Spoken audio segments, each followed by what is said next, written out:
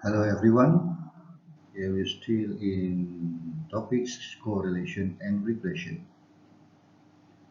For today's lesson, we go for multiple linear regression. Previously, we learned what is simple linear regression. Besides simple linear regression, we also have multiple linear regression where there are more than one independent variables in the model.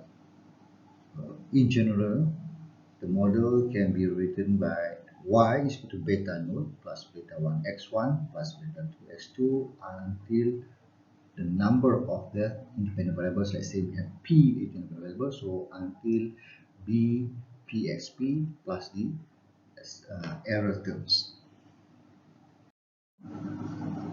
The parameter for beta node, beta 1, beta 2 until beta p, actually we can estimate using the least square method, same as in simple linear regression.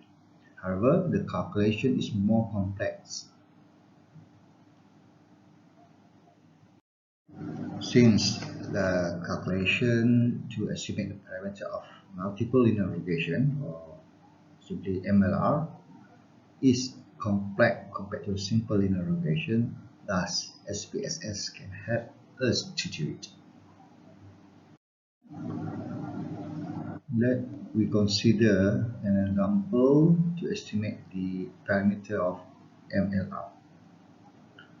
If the manager of one advertising company wants to find the relationship between advertising size and the newspaper circulations, and also the number of the advertising responses. In this case, we have to clearly understand what is dependent and what is independent variable. In this case, because of the multiple linear regression, we have one dependent variable and two independent variables.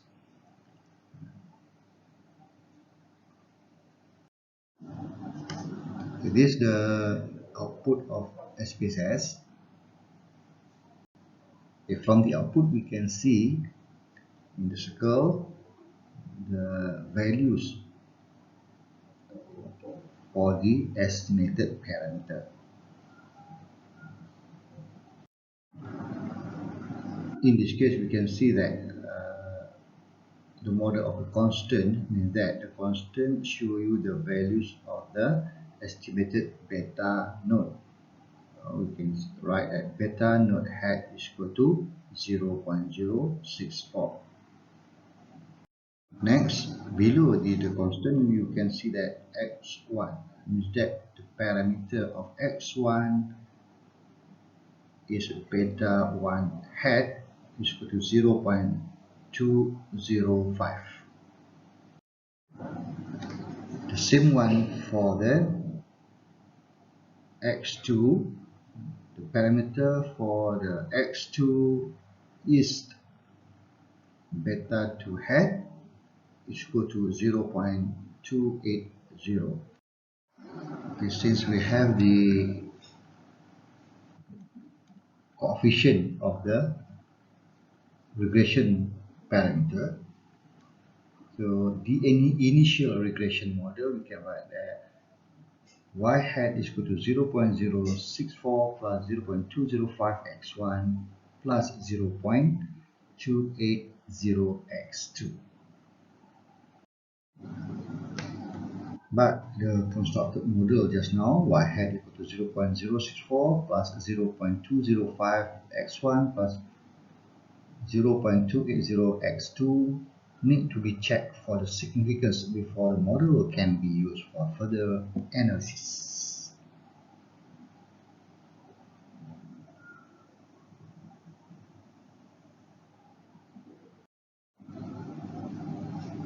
Okay, now we go back to the SPSS output, okay, to test whether the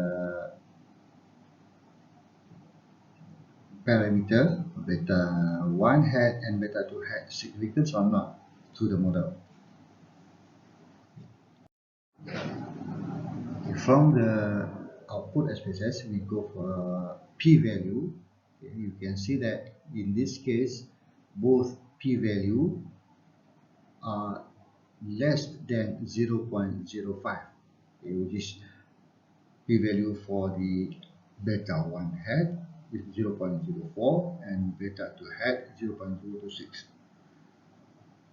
So we can conclude that both parameters are significant at 5% significance level.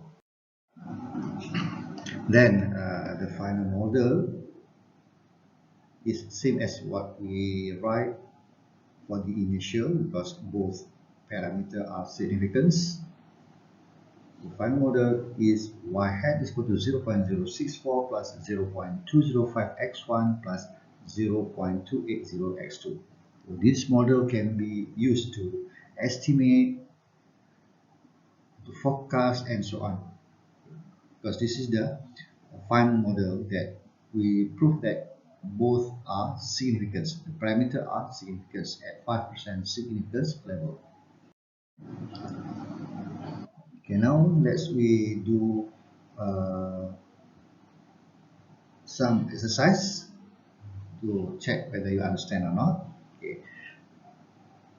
The owner of a bookshop has done a simple research to study the relationship between the gross profit Y in RM, Ringgit Malaysia, the number of customers X1, entered his saloon, and the number of hours the saloon will open in 1 month. The data collected for 10 months has been analyzed, and the output is as shown as below. In the output, show the 4 boxes of the multiple linear regression. Okay, the first one, you can see the R is correlation, and also the adjusted R squared and R squared. Second one is the ANOVA for the model, overall model. Okay, and then the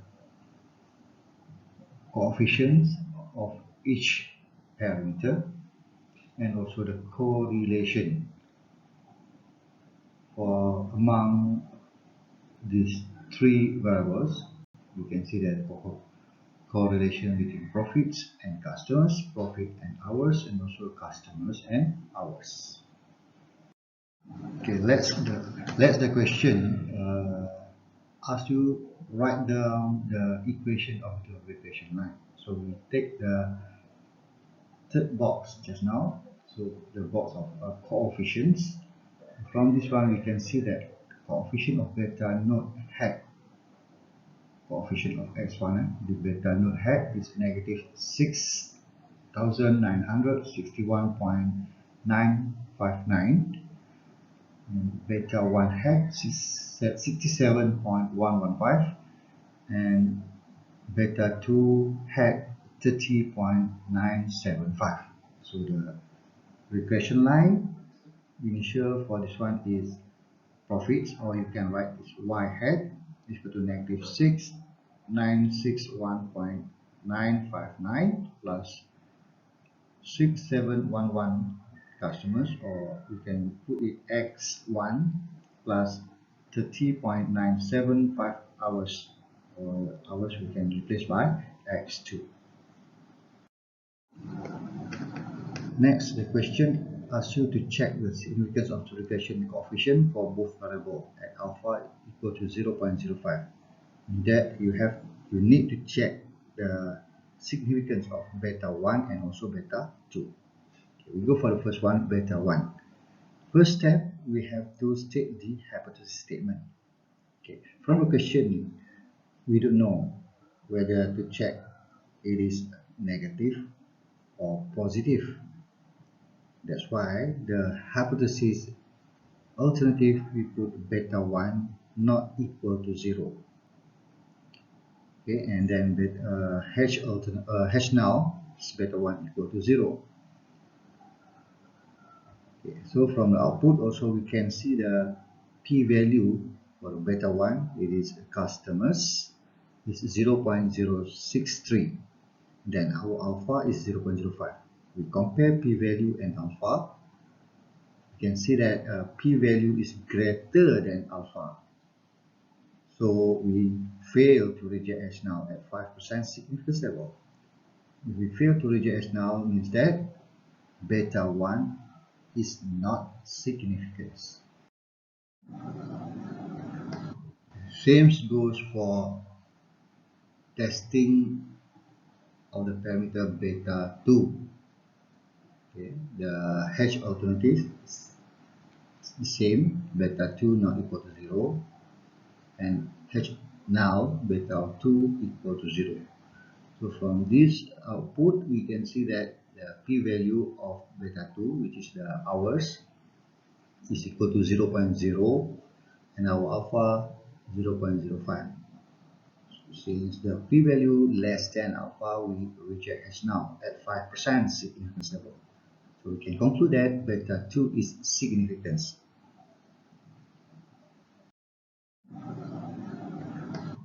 Same goes for testing of the parameter beta 2.